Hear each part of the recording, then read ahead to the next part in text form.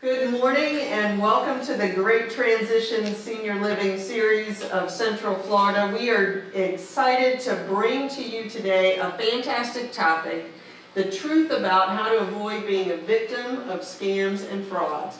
Now, I believe we could probably have about a semester's worth of material here today because there is a lot, but we've got some excellent panelists that are going to be with us today and help us just break it down a little bit.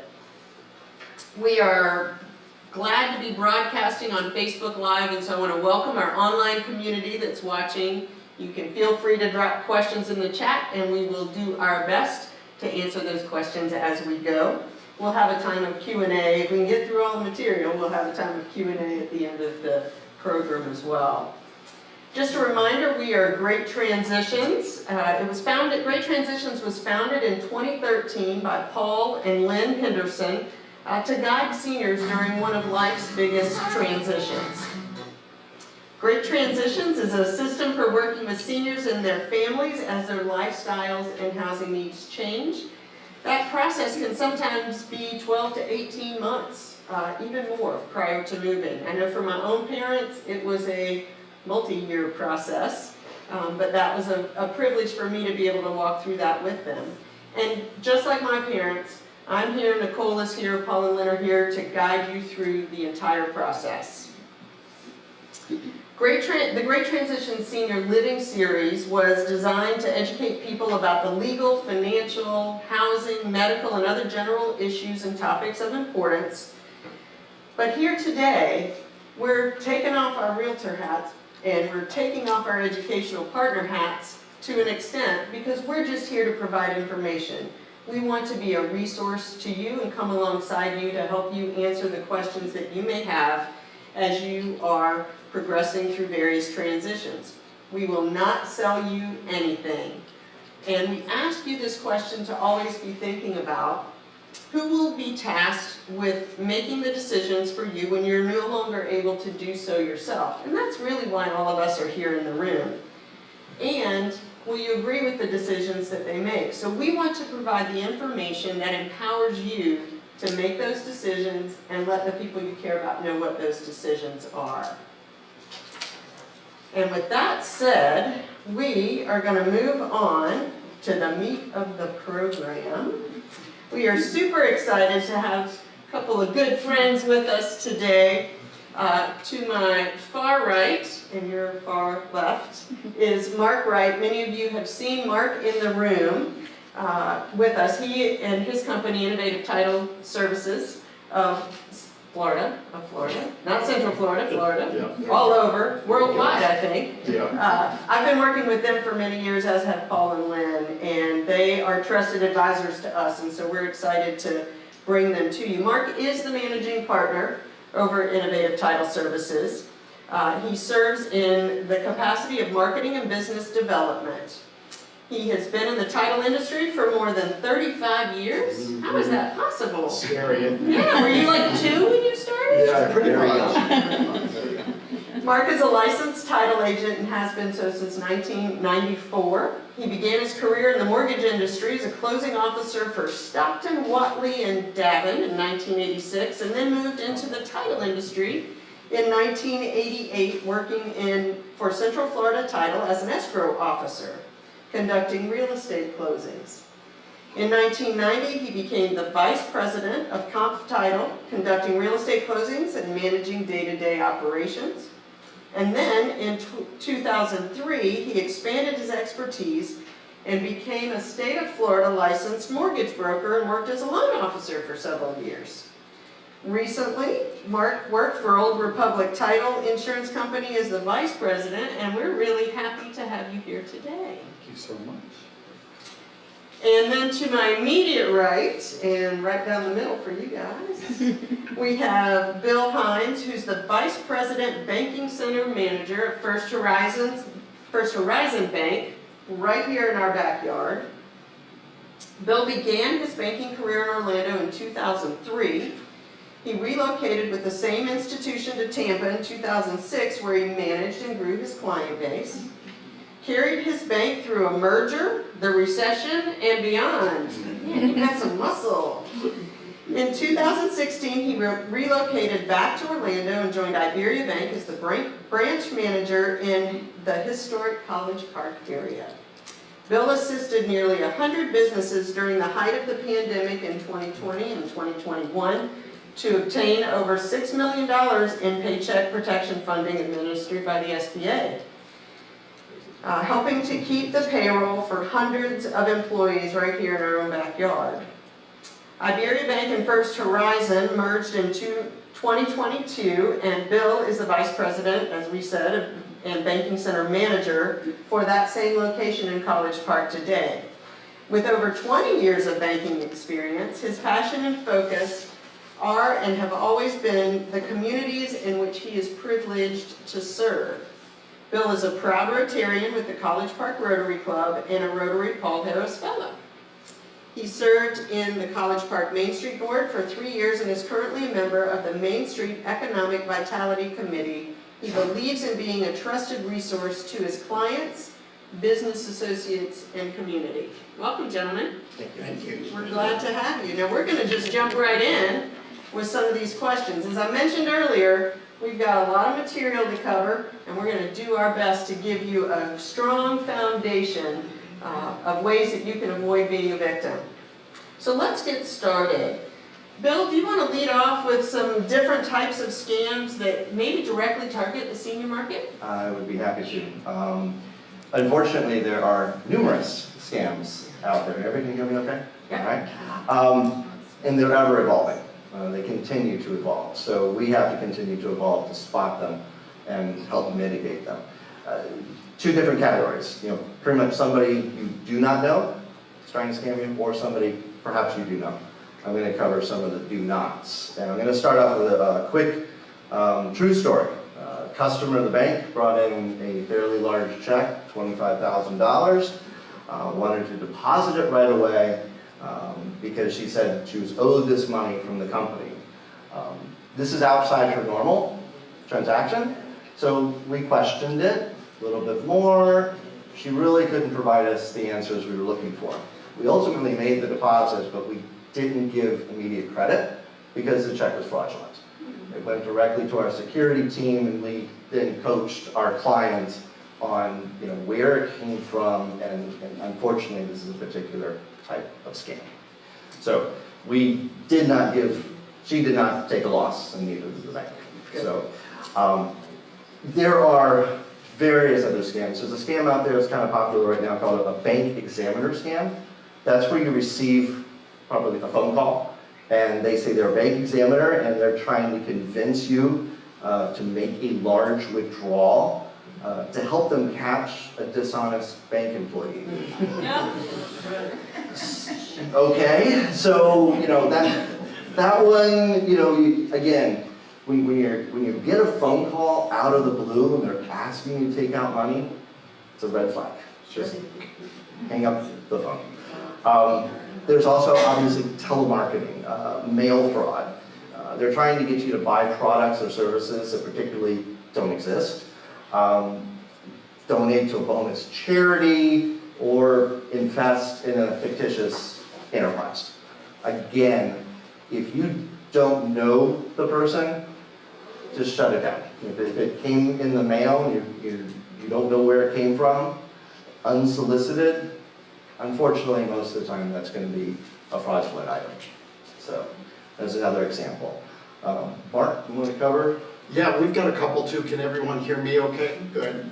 Has anybody heard of the grandparent scam? Oh, yeah. Where, hi grandma, hi grandpa, do you know who this is? And then you go, oh, of course, it's Mark. And it's somebody that isn't even related to you.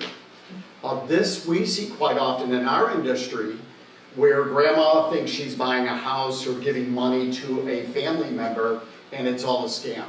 And again, it's something you have to be very cautious of. Who you're actually speaking with, have them say their name before you say their name, in other words. Another one is the Medicare and health insurance scam. Has anybody heard of this one? I think we've all seen it. You get an email, you get a phone call, you get a direct mail, and in it, it's identifying themselves as somebody that you need to speak with in some way, shape, or form, and they're wanting your social security number, they want your date of birth, they want all of this personal information, and all of it is fraudulent. So again, you have to avoid things like that without having direct contact with somebody that's known or trusted. The big one that we deal with all the time, and is big right now, is home repair scams. Don't know if anybody has fallen victim to this, but the latest and greatest, I brought this up at our last meeting that I had with Beth, is a scammer is identifying themselves as the owner of the home, hired a tree company to come and remove a tree. And before the invoice comes out, this scammer sends a fake check to the tree company. Tree company goes and removes the tree before the check is cleared, but the check that they've written is 10 times the amount of the actual service being performed.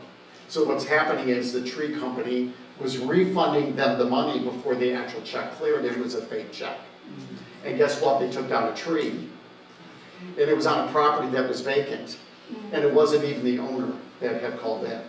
Yeah. So these are the type of things, and you see it all the time too, where somebody door knocks, home repair, bullying you into doing something you don't need to begin with. So again, these are the type of things that we're seeing quite frequently that you have to be careful of. Back to Bill, he's got a couple more for you. So much fun stuff. Living trust mills. You know, you can talk about sweetheart. Oh, okay, sorry.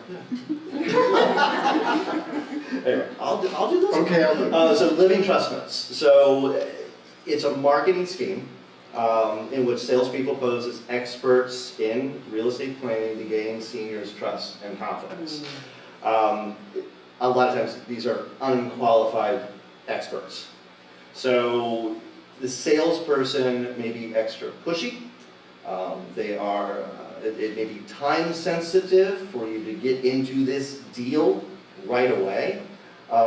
And it could be insurance-based products that they are probably not even licensed to offer. Tactics also, this will violate insurance laws and laws prohibiting this type of practice. But again, that comes back to people you know and trust. So if you have trusted advisors or have friends that you can turn to, that's the best. Unsolicited financial advice is just something to shut down. So then I'll go ahead and another aspect, loans and mortgages, just like Mark had talked about. Unfortunately, we're seeing a great deal of this type of fraud on the real estate side of things. But home repairs, again, this has come back to predatory lenders and loans with very large interest rates and such. And that can exceed, and I'm going to throw out something called a reverse mortgage, if you've ever heard of something like that. So traditional banks will not offer a product like that. So there are ways to protect yourself. One of them, we're going to hand out, we have a handout later on at the end of the seminar. You can actually block your credit file. You can, or have a loved one help you with that, because that can stop somebody from getting credit under your name, or even stop yourself, just in case you were coerced in trying to do something. So again, that comes back to trusted, known advisors. Sure. Anything else that's a red flag as far as the different types of scams that are out there? Well, I mean, one that we really need to talk about a lot is who is your trusted base? Who are the family members? Who are the people that you go to ask for advice? Because you have to be very careful with that. What we're seeing a lot of, at least on my side of this equation, is people that we already know and that we thought we trusted. A daughter, a son, a family member of some sort. It turned out they're really looking out for their best interest. So you have to be very careful who you're putting in your inner circle, especially if you have any kind of, basically a lot of assets that somebody's going to try and take advantage of you. I cannot tell you how many times we have seen the grandparent scheme come along where granddaughter has said, hey, I need money for this, that, and other thing, and grandma feels bad and says, okay. We've got a situation right now, actually with the Hendersons, where a grandmother is giving money for a mortgage for a particular entity, it is a really bad idea. They were very smart, guided her to our attorney to advise her, this is horrible, you should not be doing this, and she still wants to do it. These are the type of things you have to be very careful who you're getting involved in, who's running your finances if it's not you. Is it somebody you really can trust that's really looking out for you and not for their own self-interest? Great. Wow, gentlemen, that's a lot. Well, we have one more. Okay. Just one, We okay. have more than one, but Well, we cut it just down. to add into it, we also see a lot of people with power of attorneys. If you don't have a power of attorney and if you're not aware of what they do, it's when you're really giving power to another family member to run your affairs. This could be health, it could be financial, it depends on what your situation is. And again, we see a lot of fraudulent power of attorneys, and this is where someone has created it and either has forged your signature or they've taken a document and manipulated it, which is very common these days because you can make anything look real. Scanners are so good that it's hard for us now to tell if somebody signs in black ink, if that is an original signature or not, you can't tell. So again, if you do have a power of attorney or you're getting ready to create a power of attorney where you're wanting a family member to assist you as time goes on, just be careful of who you're working with. Is it a trusted attorney? Who initiated it? Was it you or was it the family member? Make sure multiple people are aware of it. Thank you. And we're excited to bring trusted people into the room with our educational partners. So if you ever have a question, please reach out because we will be happy to help you vet whatever it is that you're concerned about. So I know you've only touched on probably a few of the different scams that are out there. How does one go about avoiding all the phone, email, online, in-person scams? Are there different things to avoid with different types? What does that look like, Mark? Well, Bill's going to talk about Okay, this for a all minute. right. There we go. Trying to figure out this doohickey. Anyway, so yeah, phone scams unfortunately are very prevalent, and it comes back to, do you know the person that's calling? And what are they trying to get you to do? The thing you have to remember is, if it's over the phone, guess what? You can hang up. Just hang up. But that's rude. If it's a family member trying to talk to you, they will understand. If it's a fraudster, I'm going to be rude to the fraudster every single time. Because I have an 87-year-old mother, and she's very good about hanging up. We've got caller ID. If she does not know that person, she didn't make the phone call. Okay. So you have that power. You're empowered just to hang up. It's not sounding good. In-person scams can be a little bit different, but again, it's important to know who you're dealing with. The knock on the door to say that, hey, I noticed you got a light bulb out up here, I can fix it for you for a couple $100. Can you let me come in and see what else I can? Again, don't let them over the threshold. Say, no thank you, close and lock your door. You feel unsafe at that point, call the police. I'm sorry. You don't know that person. Now, if my neighbor says, I'm going to send over Joe because he does stuff for me and he's going to take care of you and fix your light for you and you know your neighbor well, that's most likely an okay thing. Just don't let them into your home if you can avoid it. And again, you don't know the person, you can be rude. The other avenue that we get is in our electronic world, unfortunately. And this has gotten, it's gotten a lot more advanced. So everybody's an email. So you get that email from your bank. Say, oh, your bank's been compromised, or your debit card's not working. Please click on this link to verify your information. Delete it. Okay. Your bank will never send you a link asking you to update your information. Okay. If it's coming from a bank that you know, it's like, oh my God, that came from my bank. Guess what? Pick up the phone and call your bank, or go down if you want to, for an outing. and talk to them directly. If it's a credit card and you get something, your credit card's been compromised, we need you to verify.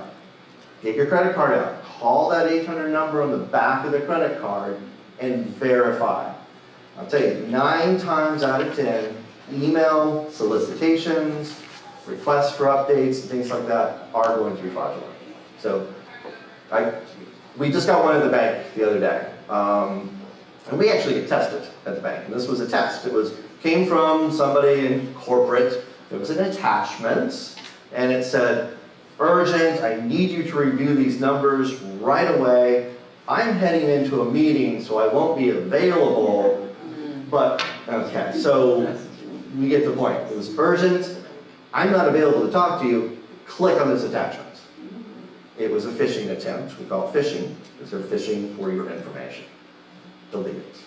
Just don't trust. Unfortunately, you can't really trust most of the stuff you get in your email these days. Now there are ways to protect your computer. There's spyware stuff and all this sort of stuff goes above my head, but that could be perhaps contacting a trusted computer guy.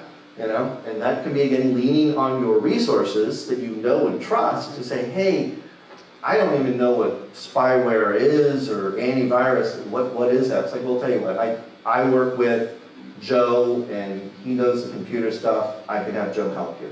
But again, going to somebody you know and trust, or a company like Best Buy, Geek Squad, or something like that can help you. Yeah. So, yeah. That's great, that's great. Nicole prepared a board in the back. We just printed out some of the random emails that I received in the past, 4 or 5 days. It's crazy, of things wanting me to click on it or register, or I won something or whatever. And it's really scary. It's also scary when your social media, you've been talking about something and all of a sudden the ad pops up for it, right? And so if it's something that you want to look at, go in a separate browser and look it up, rather than connecting directly I there. wanted to add something too. Yeah. When you get your scam emails, are you really understanding if it's a scam or not? And the reason I ask that question is, the best way to find out if it's real or not is take your cursor, your mouse, and hover over the email address that was sent to you. Look at where it came from. Is it at yahoo.com? Is it at whatever entity who actually sent it to you? So case in point, just like Beth said, I got an email a couple weeks ago, and it was from Wells Fargo. That's who I bank with. Sorry, Bill. And It's okay. with Wells Fargo, it said that they wanted to verify a charge on my debit card. And like Bill said, it took me to a link, and I didn't think about it right away. I thought, well, let's see, and I clicked on it.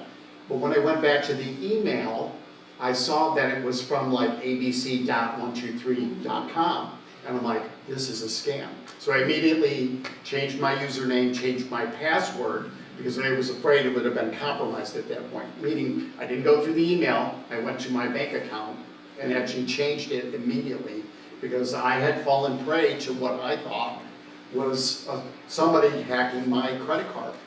So again, hover over your email address and see who it actually came from. If it says it came from, or if the email says it came from Wells Fargo, but that email address is not from Wells Fargo, you know it's a scam. And I don't know about you guys, but I get like 50 of these a day from all over the place. So it's very easy to get confused, to think it's real when it isn't. And I'd be the first one to tell you, I've deleted things that were real that I thought were scams. So when in doubt, always pick up the phone and call somebody. The same thing goes with phone calls. If you do get a phone call, are you guys used to, you say hello and then there's a hesitation for about 5 seconds before somebody answers? That right there tells you it's a scam. Just hang up the phone, you don't even have to talk to anybody. I'll make a note that when you look at the address that comes from, sometimes there's a minor misspelling in there. Say Well Fargo or something like that. Oh, yeah. That's correct. You want to look for the detail in the email In the address as email. well. And have any of you gotten an email from yourself, to yourself? Mm-hmm. That's something I've gotten quite a bit too. So it comes from everywhere, you just have to be very careful. So we've got a lot of material to get Yes. to. Bill, some red flags. Can we just highlight some red flags? Yeah, so, Rapid fire? again, remember that fraudulent solicitations and situations, they're designed to appear legitimate. And they're designed to gain your confidence. And these schemes are purposely mislead you, the victim, to steal money, personal information. A lot of times they're after that personal information. So again, if it doesn't feel right to you, 9 times out of 10 it's not. If you feel uncomfortable with the situation, shut it down. Somebody trying to pressure you, shut it down. Is it someone saying they need your help, and you're not sure? Go to a trusted advisor, shut it down. Email, delete it. If something comes in email and it's super critical, if it's your bank or such like that, and it's super critical, your bank's going to call you most of the time, or you'll get an actual something in a letter. But stop and remove yourself from the situation, and again, turn to a trusted source. You need help. That trust is a key word I think we're going to talk about a lot today. Mark, how can adult children, a trusted loved one or friend, how can we help protect one another, really? The best way to handle something like this is actually have a family meeting, if you haven't already done that. Your children, whoever's in your life that's you trust that will assist you, make it a live meeting, have a sit down and go over everything. Your financials, your credit, whatnot. Just make sure it's somebody you trust. Do it early. Don't wait too late, because like my parents are still around, and we had a big family meeting, and the family meeting was, okay, this is what we have on our plate, but we don't know what's going to happen tomorrow. Like if they pass away, some illness attacks, what have you. So they wanted us to have in paper there's 3 of us, children. And they basically designed a platform for us where we could access anything at any time to verify that whatever's going on in their world. That's my suggestion for anybody, not just seniors. This would be for anybody, because you don't know what life is going to throw at you. To have something in place that is a safety net if something were to happen to you, that somebody else knows what's going on. Whether it be an attorney, a banker, family, whomever. We talked about that at our Downsizers Club meeting recently, and actually many of us walked away with a plan. And I'm an only child, my son is an only child, and he needs to know where to go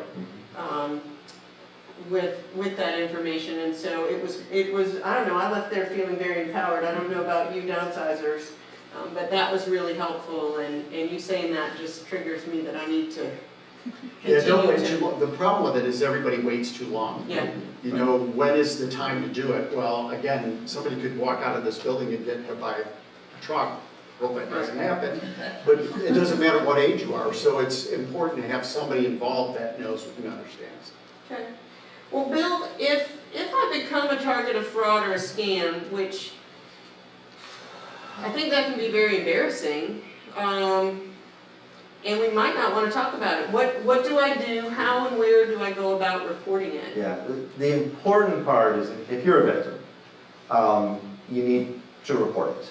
You need to tell your family members, because unfortunately, again, I've been banking for 20 years, fraud has done nothing but go off the scales. So there's going to be more and more victims, and you can't take it personally, you can't be embarrassed by it, because, I mean, if the seasoned professional, accidentally clicks on something and, goes, we've all almost been there. So don't take it personally, but Okay. get it known. If it's something to deal with your bank account, your checking, your savings, your mortgage, your credit card, and such like that, contact your bank. It's always good to have a good working relationship with your financial institution. That could be, walking into your institution or know somebody to call.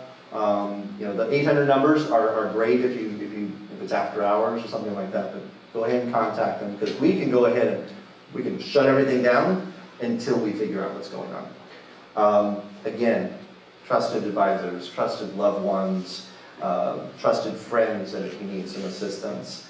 It may be a situation where you do need to call the police. It could be a financial crime. And we're gonna provide you again with some resources, but there's a Department of Justice Elder Fraud Hotline. I think it's 60 and above. Yeah, Okay. and he's gonna mention a couple of entities. We'll be sure to include that when we send out the recording to you. Yeah. We'll include the website, and if we have a phone number, we'll be sure to include that as well on Absolutely. the information. So you don't have to furiously write it down or anything. Right. The FBI has a complete elder fraud complaint center. The FBI follows up on all this. Consumer Financial Protection Bureau is a resource. And there's a National Center on Elder Abuse. That's just some of the resources.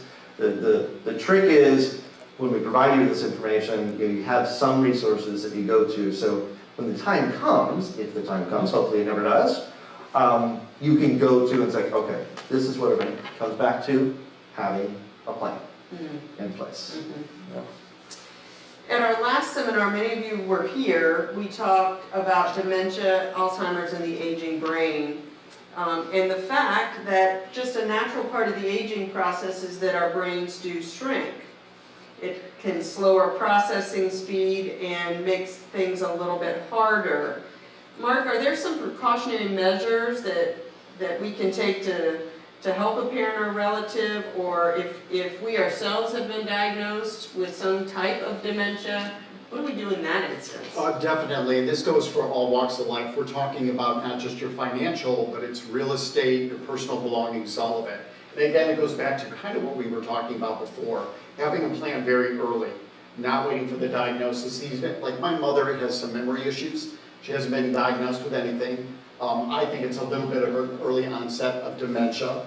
We've gently introduced this to her to make it her idea, really, because it's her life, it's her plan. But we want to say and encourage her, let's not wait too long to make some decisions to make sure that you're safe, you feel comfortable in what we're deciding as a family. So again, the best advice is have somebody in a legal capacity in your lives, whether it be an attorney or a paralegal of some sort.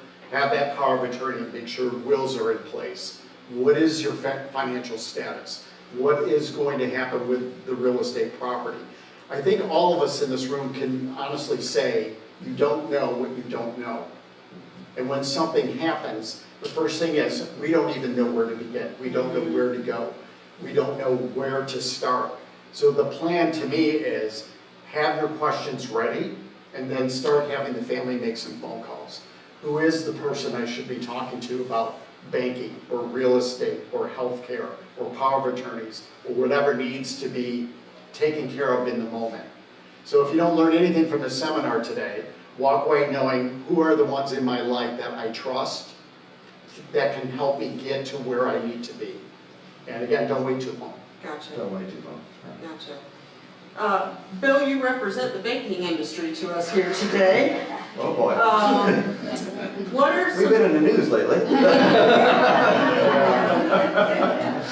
Just a little, just a little. So what should we expect from our bank or credit union as far as doing things to help protect senior clients from financial exploitation? So one thing the banking industry, your retail banking folks are trained, constant training to basically be on the lookout for fraud. Not only for our elderly, but everybody, the tree company and such like that. And unfortunately, we've got a lot of work on that side of things.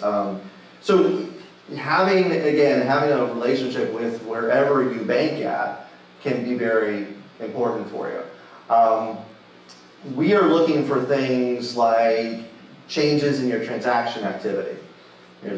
Quick story, customer of the bank comes in every week, takes out about a couple $100, does his grocery shopping, buys his incidentals and such like that. 1 week he comes in and he wants $2,000 out of his account. Okay, this is outside the norm. I remember clearly my teller Gene is going to say, Mr. Smith, are you having a party? I mean, that's a lot of extra groceries. And Mr. Smith wasn't quite himself. He seemed a little nervous, he seemed a little anxious. So Gene sensed this, and I came over and we talked to him a little bit. And he has his son, local son, right in College Park, that is on the account. So we called his son and said, your father's here and he wants this, but he seems really, he's just not himself today.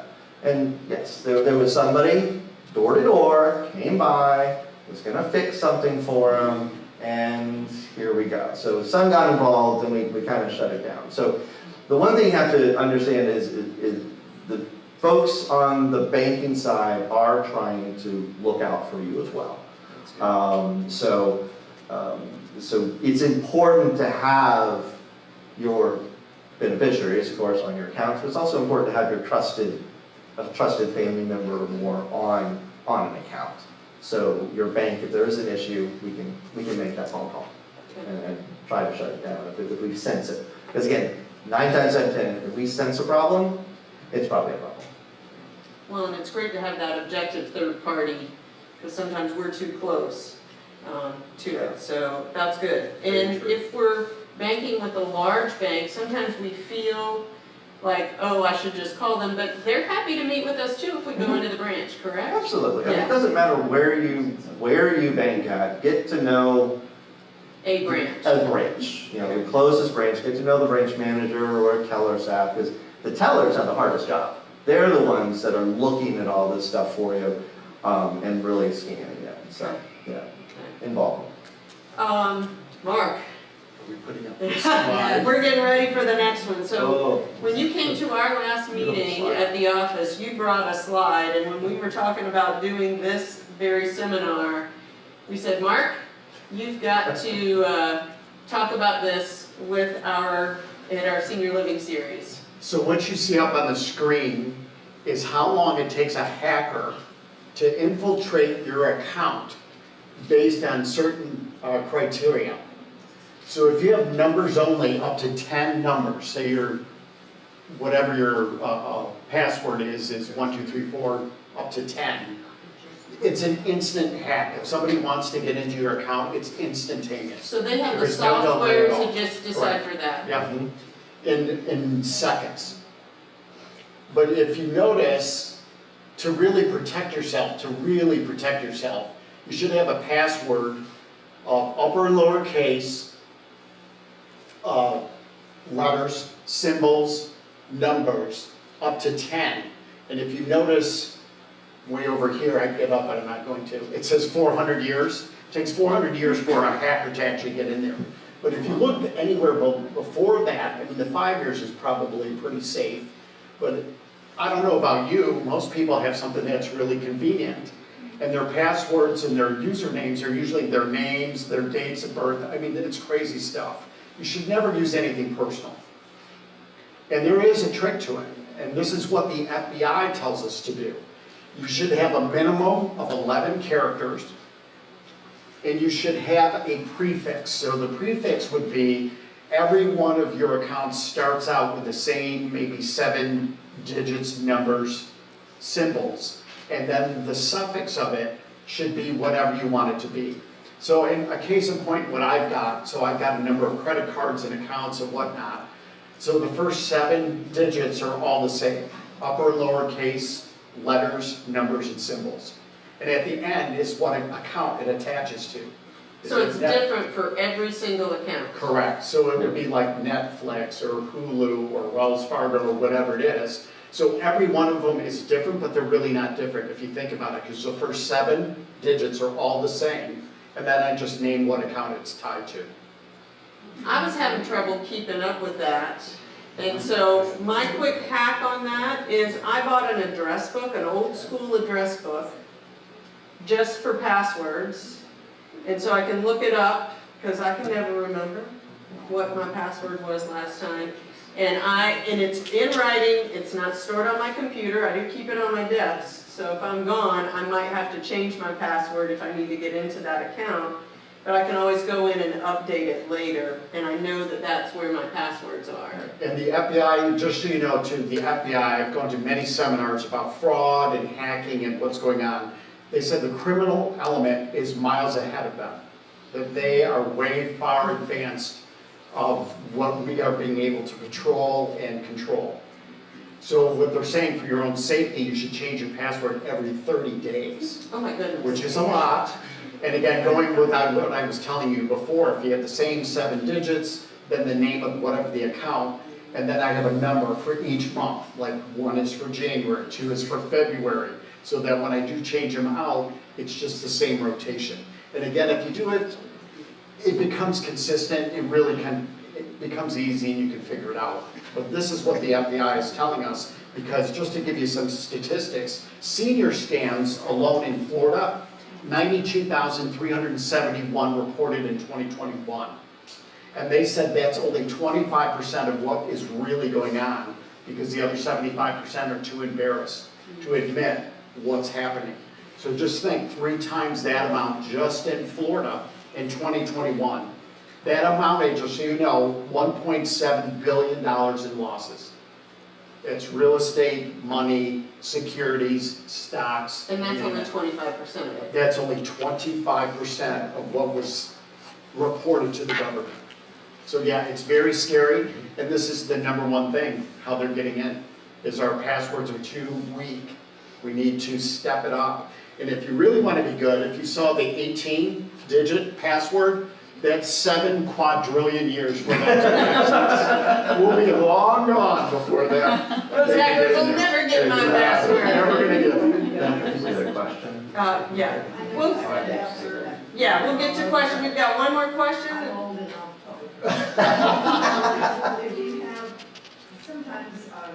Can you wait just a second and let us get a microphone in front of your face, please?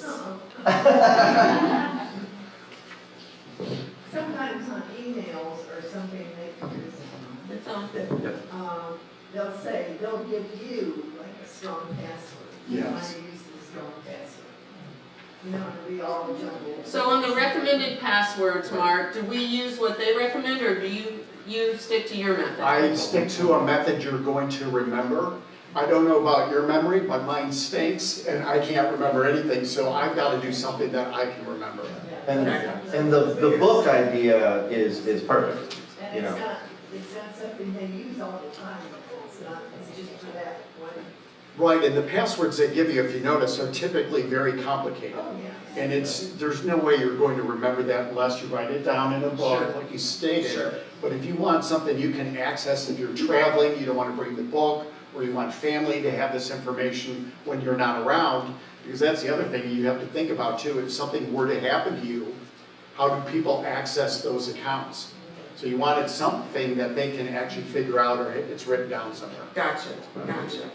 So we're almost to our Q&A time, and as we wrap up, I think I'd like to ask you both, and it may be a compilation, but top 3 things that we need to put in place today to protect ourselves and those that we love. Bill? Top 3, huh? Okay. One of the things is as we move forward and you're contemplating and clicking on such as, a lot of times just trust your instincts. Even as we age, our instincts typically are going to stay with us, and just know if it doesn't feel right to you, just shut it off. Don't do it. I can't think of any ramification of shutting down fraud where you're going to have a problem with that. So that's one takeaway. It's just trust your instinct. Go with your gut. Go with your gut. Go with your gut. Mine is, #1 is be a little paranoid. I mean, I'm sure you're going to leave here a little paranoid, because you don't hear this every day. And I don't know about you again, for me, you get blasted in every single direction. Your phone, you're getting texts, your email, the television, the radio, with scams you don't even realize that are being sent to you. So you have to be a little paranoid. If you think it's too good to be true, it's probably too good to be true. And don't be embarrassed to report something if it happens. Okay. Don't be embarrassed to go to your trusted advisor, your family or such, because unfortunately this stuff is happening to everybody. So just, if something happens, call your bank, call your trusted advisor, so what happens? My mother does it to me. I mean, she's very good at looking at those emails and going, it's like, this is a scam, right? It's like, yes, Mom, that is a scam. Thank you. And, you know, and then if she thinks she clicked on something she wasn't supposed to, then she lets me know. And we go from there. Yeah, so just, Anything else? Yeah, when you go home today, put together everything that's going on in your world. Because, again, it's very easy because there is so much going or coming at us all of the time. It's very easy to forget I have an account here or I have a plan set up there. People forget. It's really important to go home, take a minute, think about everything that's going on in your world, write it down, and again, have that meeting. Yeah. Have that meeting with whomever, or multiple people. I wouldn't do with just one. I'd have many. We learned at Downsizers Club how to create a binder, and I think as you think, oh my gosh, I forgot about that account I have at Fidelity or whatever, put it in there, and just keep filling it up, and keeping it current as you make changes to it. Yeah, can I add one quick story, real quick story? My great uncle died in 1987, and we got a letter recently that he has a pension plan. He was a professor at University of Michigan State. He has a pension plan that no one remembered. And they were able to find my father, who is his nephew, because he's the oldest living person now in the family, and said, what are we supposed to be doing with this? And he died again in 1987. Wow. So again, this is money that is in his account. It's not a lot, but it was $5,000 that should have been distributed, and nobody knew what to do with it because he never told anybody. So there's a story for it. Yeah, for sure. So we're gonna open up to questions, and I'm gonna ask the educational partners to come around with the microphones. If you have a question, raise your hand. They'll come around, and the partners are gonna hold the microphone for you, so we pick up the audio. I'll repeat the question, so we make sure that we get it on the audio feed, and then our experts will pontificate on the answers. So who has a question? We've got some up here. If you guys can bring the mics up. All the way, let's start with the front row with Joanne. Thank you. What is your opinion about password managers?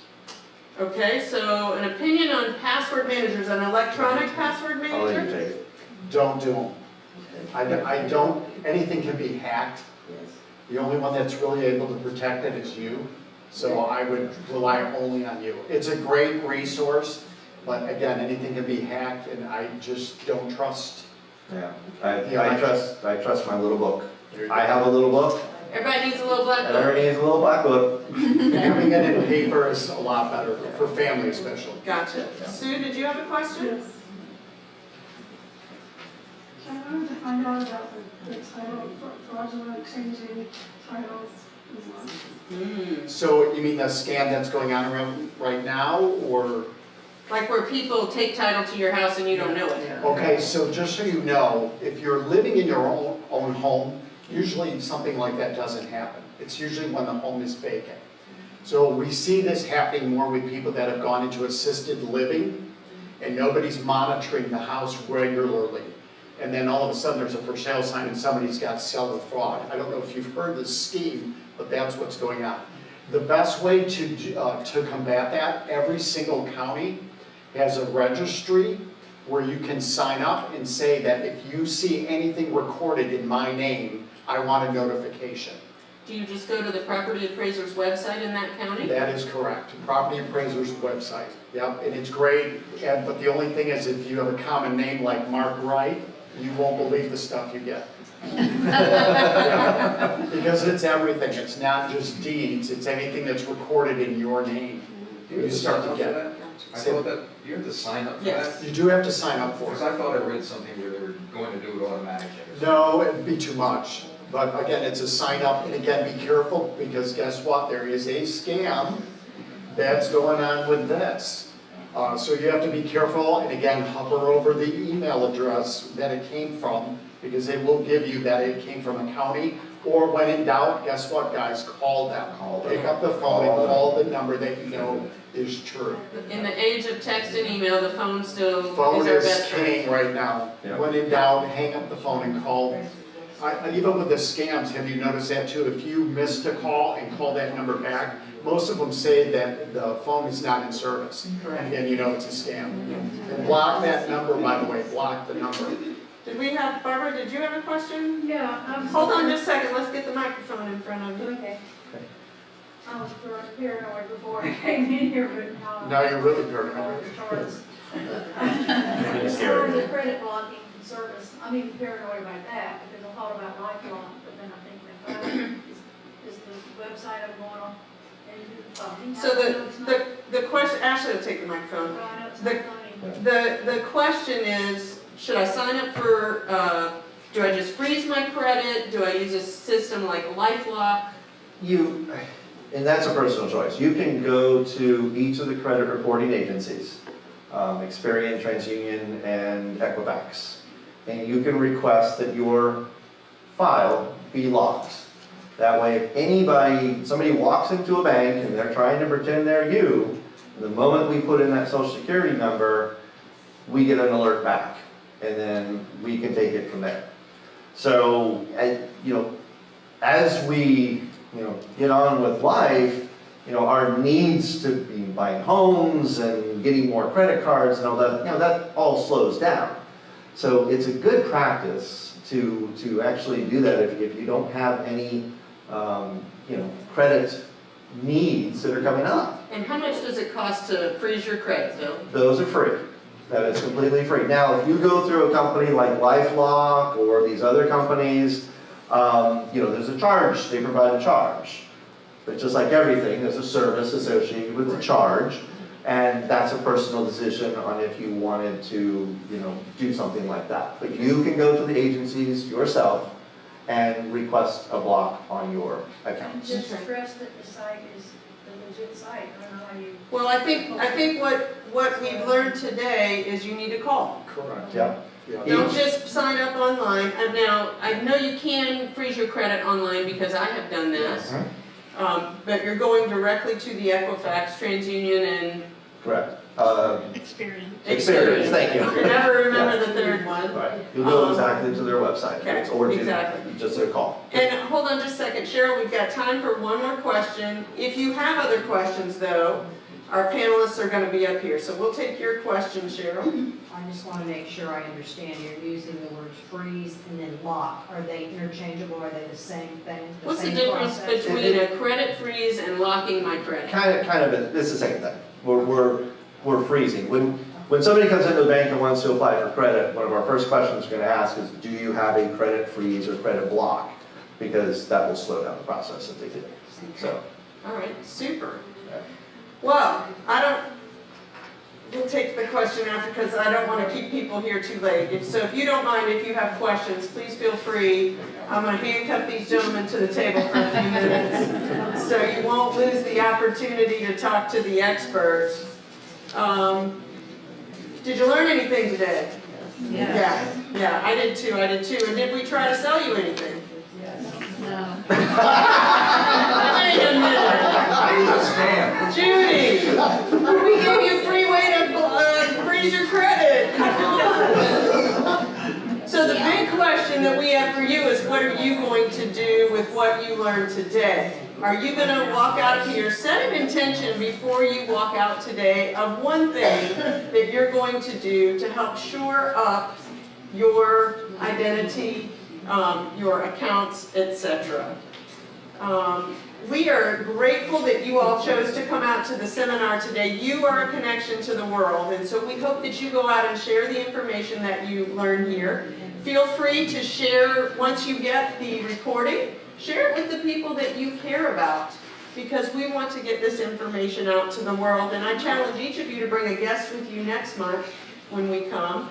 We are going to be talking about aging in place and how to do that next week. And we have one of our educational partners is going to be on the panel.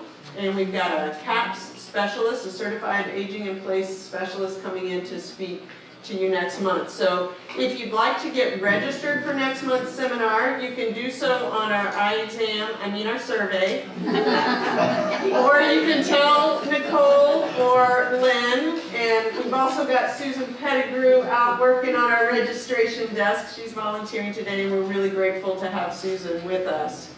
We always close our seminars with a quote, and today is one of my favorites. I love Norman Vincent Peale, and I think he said a lot of smart things, and one of those is, think positively, and you set in motion positive forces that bring positive results to pass.